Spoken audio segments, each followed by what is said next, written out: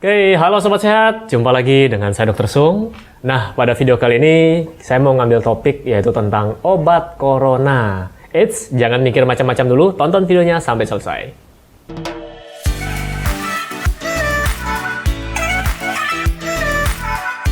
Sobat Sehat, sebelum saya mulai video ini, buat Anda yang sedang mencari produk-produk yang mendukung gaya hidup sehat, seperti suplemen, vitamin, mineral, atau apapun itu yang mendukung gaya hidup sehat, silakan kunjungi boxsehat.com. Di sana ada beberapa pilihan produk-produk kesehatan yang mungkin cocok buat Anda. Oke, silakan nonton videonya.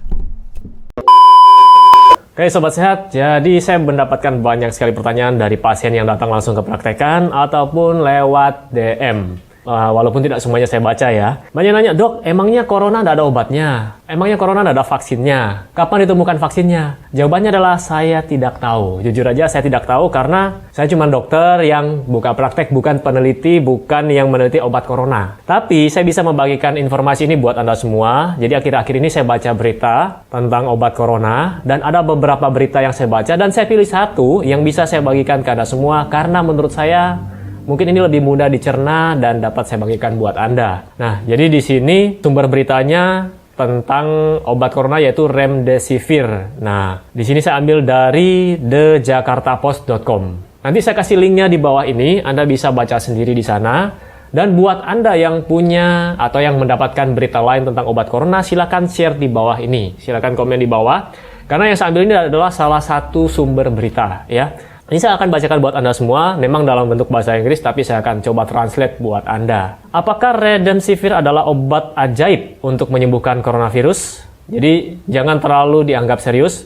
Nah, berita ini diterbitkan pada tanggal 3 Mei 2020. Institut Nasional Alergi dan Penyakit Menular Amerika Serikat merilis temuan percobaan klinis remdesivir, obat antivirus. Dan ini menunjukkan pasien COVID-19 pulih lebih cepat dan memiliki tingkat kelangsungan hidup yang baik ketika mengambil obat dibandingkan mereka yang diberi placebo dan perawatan standar. Mungkin Anda bertanya, apa itu placebo, dok?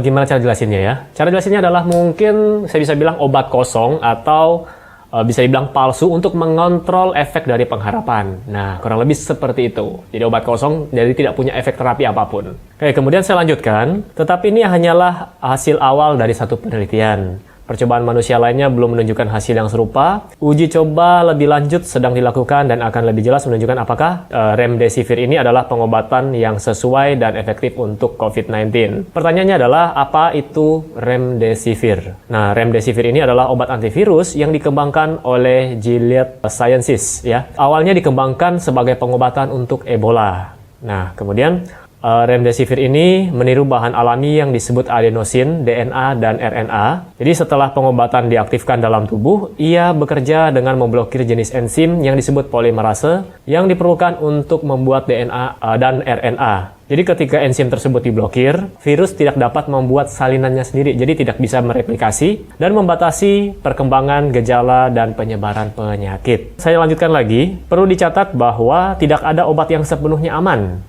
Dan remdesivir tidak berbeda. Studi yang dilakukan sejauh ini menunjukkan obat dapat merusak hati dan menyebabkan efek samping jangka pendek lainnya seperti mual dan muntah. Nah, efek samping ini juga perlu dipertimbangkan ketika merawat pasien COVID-19 yang memiliki kondisi mendasar lainnya. Jadi saya tidak bacakan semua, saya ambil yang menurut saya penting-penting.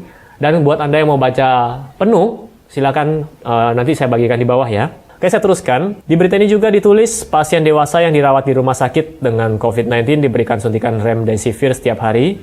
Mereka ditemukan pulih 4 hari lebih cepat, peningkatan 31% bila dibandingkan dengan pasien lain yang hanya menerima perawatan standar dan placebo. Hasil juga menunjukkan bahwa lebih banyak pasien yang selamat dari infeksi dengan pengobatan remdesivir dengan tingkat kematian menurun dari 11,6% menjadi 8%. Nah, lanjutannya lagi, bagaimana cara membandingkannya dengan studi yang lain? Hasil uji coba lain seperti yang dilakukan di China belum menunjukkan hasil yang menjanjikan. Nah, saat ini ada sejumlah uji klinis dari remdesivir dan COVID-19 yang dilakukan di seluruh dunia.